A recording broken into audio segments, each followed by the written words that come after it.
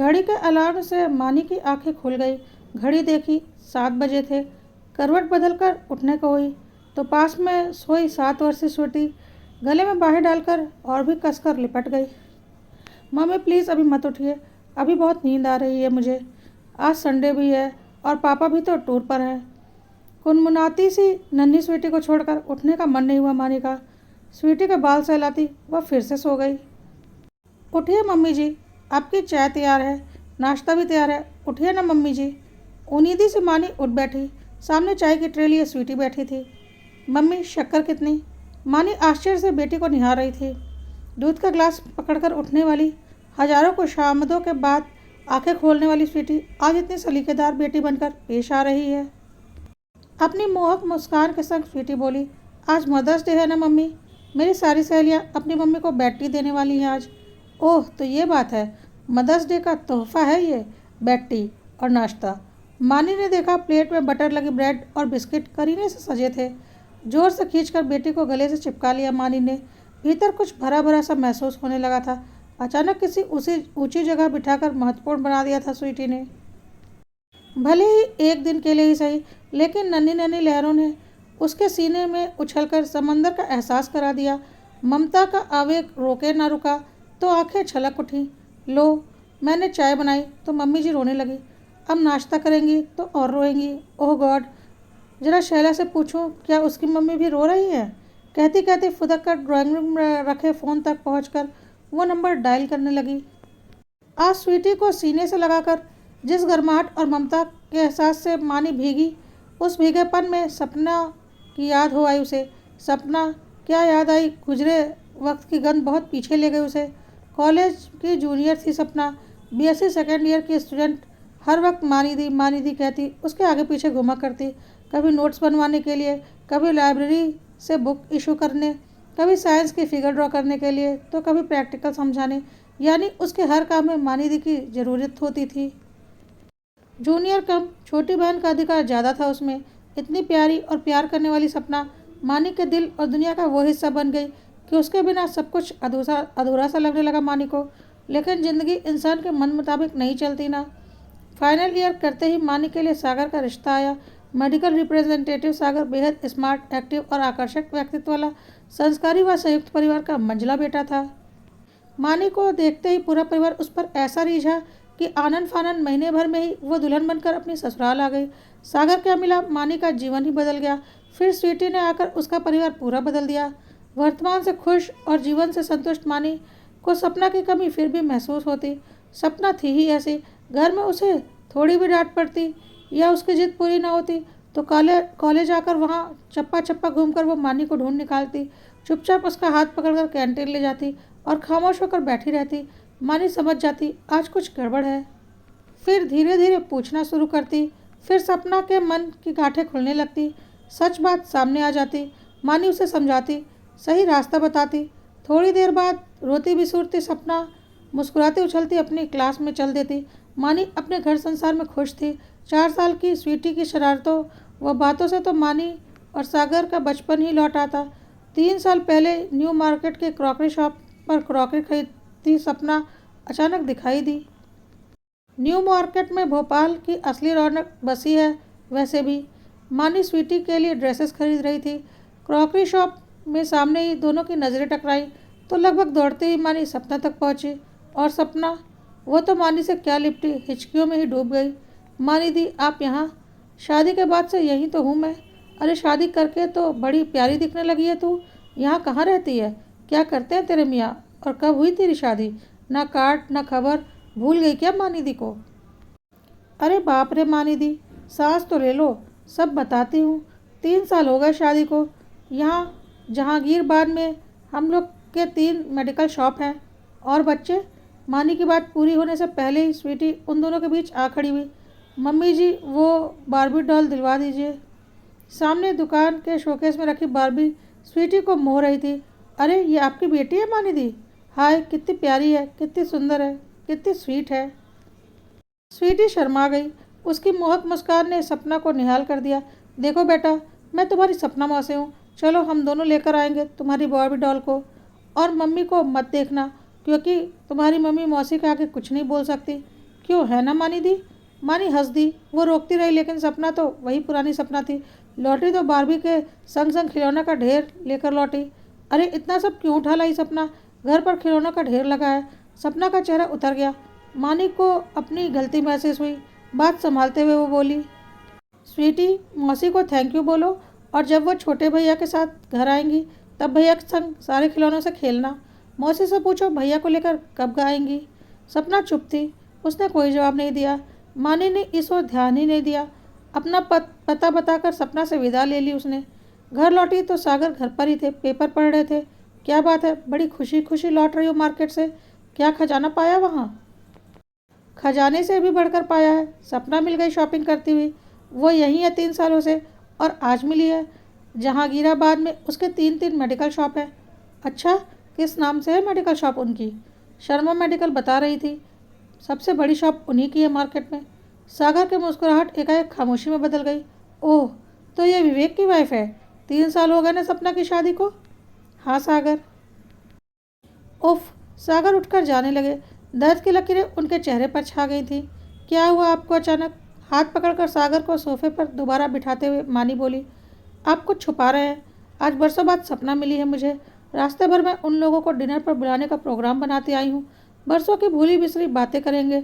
बच्चे भी खुश होंगे। बच्चे नहीं, सिर्फ सपना मानी। और सपना शायद ही तुम्हारे घर आए।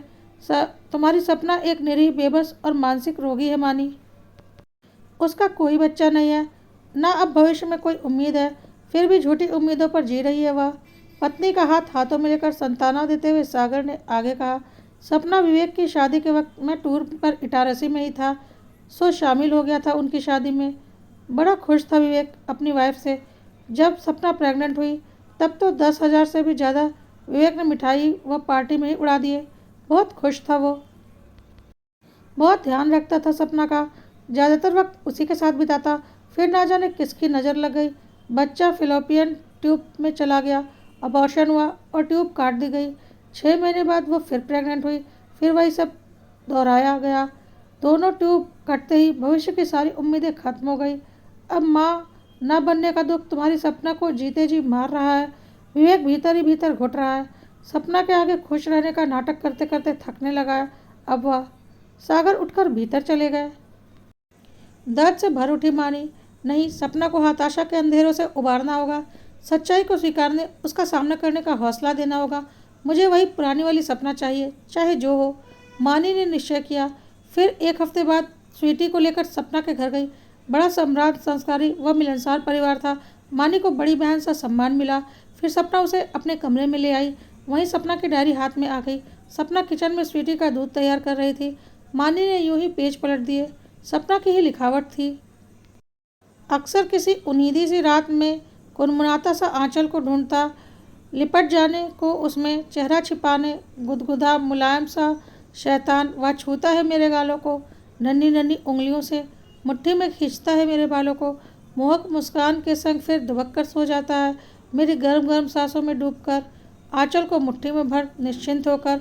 और सुबह बिस्तर के खाली सिरवटे, कमरे का सुनापन और खाली आंचल को थामे सिसकती मैं। उफ, सुबह की रोशनी से तो अच्छा है रात का अंधेरा। सच्चाई का सूरज तो साथ ही नहीं लाता। सपना, बदनसीब माँ। तड़प उठी मानी। सपना के टूटन का एहसास भीतर तक भेद गया। नहीं, वह नहीं जाहिर होने देगी अपने दर्द को, क्योंकि पुरानी सपना को पानी का बीड़ा जो उठाया है। थोड़ी देर रुककर मानी घर आ गई। अब स्वीटी प्रायः सपना के पास ही रहती। सपना की मुस्कुराहट वापस लौट आई थी। दर्द की तड़प कम हो गई थी। सपना, कुदरत ने अगर तुमसे मातृत्व का सुख छीन लिया है तो कोई बच्चा गोद लेकर उसके इस फैसले को बदल दो। नहीं मानी दी, अपना बच्चा अपना ही होता है। उसे जन्म देने की वेदना और पा लेने का सुख, इसकी पूर्ति तो संभव ही नहीं है। सपना, बच्चा तो बच्चा ही होता है। जरा सोचो, तुम्हारे कारण एक बच्चे का भविष्य सुरक्षित हो जाएगा। उसे तुम्हारे ममता की छाव और पिता का साया मिलेगा। एक अनाथ तुम्हारा नाम पाकर तुम्हारा नाम रोशन करेगा। डॉक्टर, इंजीनियर, वकील, पुलिस ऑफिसर या बिजनेसमैन, जो चाहो उसे बनाना। सपना, तुम एक बच्चा नहीं बल्कि एक पीढ़ी की नींव मजबूत करोगी, क्योंकि हर पुरुष एक पीढ़ी का प्रतिनिधि होता है। मैंने एक बार तुम्हारा कहा किया है। सपना प्लीज़ मेरी एक बात मान लो। मानी दी, संस्कार तो खून में मिलते हैं ना, पता नहीं किसका कैसा खून हो। नहीं मानिदी, मैं नहीं सोच सकती कुछ, मेरी आत्मा गवाही नहीं देती। नहीं सपना, मानी मनुहार पर उतर आई। संस्कार खून से नहीं, परवरिश से जिंदा होते हैं। यशोदा क्या जानती थी कि कृष्ण का खून क्या है, लेकिन जब माँ का नाम आता है तो यशोदा को पहले, फिर देवकी को माँ कहते हैं सब। माँ की महत्ता और ममता ही यशोदा का पर्यायवाची बन गई है। फिर तुम तो पढ़ी लिखी हो, सच्चाई को स्वीकारना सीखो। तुम्हारा एक कदम तुम्हारे परिवार को जीवनदान दे देगा। सपना चुप थी, उसकी आंखों से लगातार आंसू बहे जा रहे थे। मानी दी, मैं बदनसीब मर क्यों नहीं जाती? भला ठूठ का जीवन भी कोई जीवन होता है? तुम बदनसीब नहीं हो सपना। विवेक भैया तुम्हें बहुत चाहते हैं। यह उनकी चाहत का प्रमाण है कि उनका परिवार तुम्हारा विरोध नहीं कर पा रहा। आज शादीशुदा बच्चे वाले पुरुष अवैध संबंध बनाने से नहीं चूकते। एक पत्नी कहते हुए दूसरी पत्नी लेकर आ जाते हैं।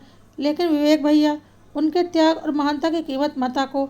उनकी मानसिक स्थिति और दर्द को हमने महसूस किया है। अपने दुख दर्द के समंदर से बाहर निकलो। अंधा कुआं कुछ नहीं देता सपना, लेकिन खुला आसमान जीने के लिए सांसें जरूर देता है। यही सब बातें घुमा फिरा कर मानी व सपना के बीच होती।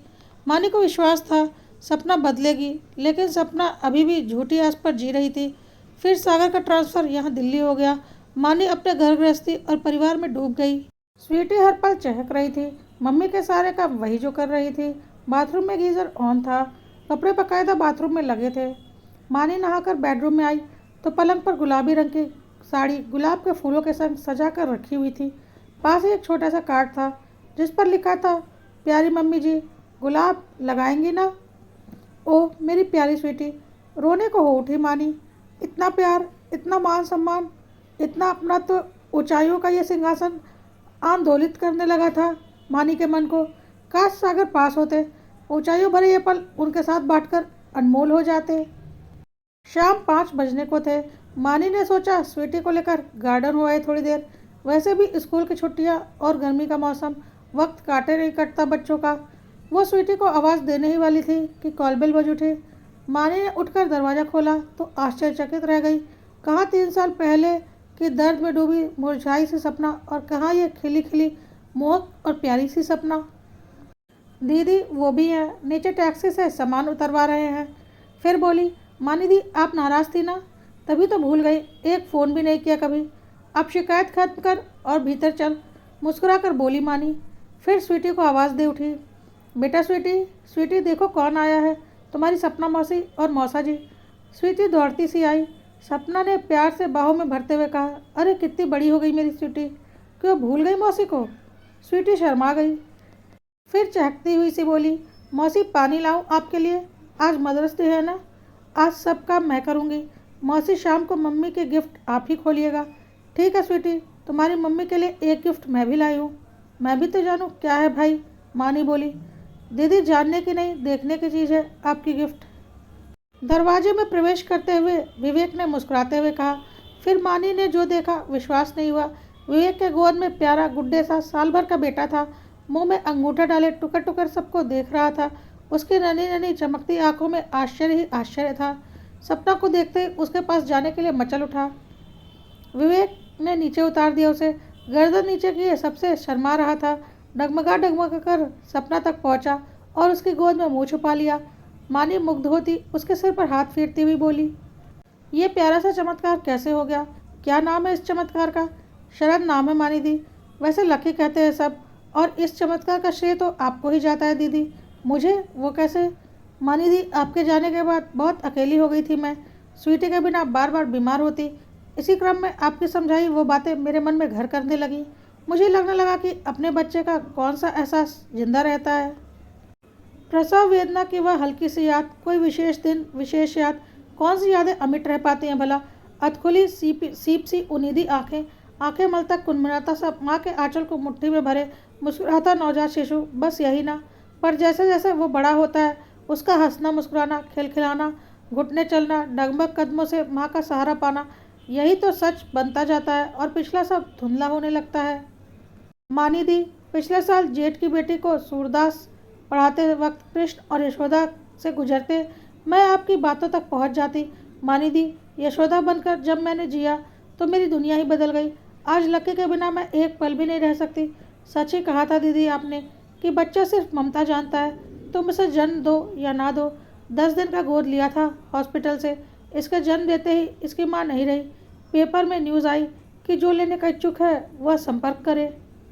सौभाग्य से इस द्वार तक पहुंचने में फिर देर नहीं की हमने दीदी, और प्यारा सा शैतान लकी हमारा हो गया। आंखें भर आई थी सपना की और मानी की भी। मानी ने देखा सपना का गरिमा में मातृत्व रूप, एकदम तृप्त और संतुष्ट थी वह। विवेक उसे मोहक ढंग से एकटक निहार रहा था। कुंठा और तनाव की जगह पितृत्व का अनोखा गर्व उसके चेहरे पर चमक रहा था। पत्नी के प्रति एकनिष्ठ कायम रखकर 7 फेरों के सच को ईमानदारी से जिया था विवेक ने। मानी से उसने कहा, दीदी ये सब आपकी ही देन है। अंधे कुएं से उबार कर आसमान की ठंडी हवा में ये जीवनदान आपकी ही प्रेरणा से मिल पाया हमें। वो उठकर मानी के चरण स्पर्श को झुक गया।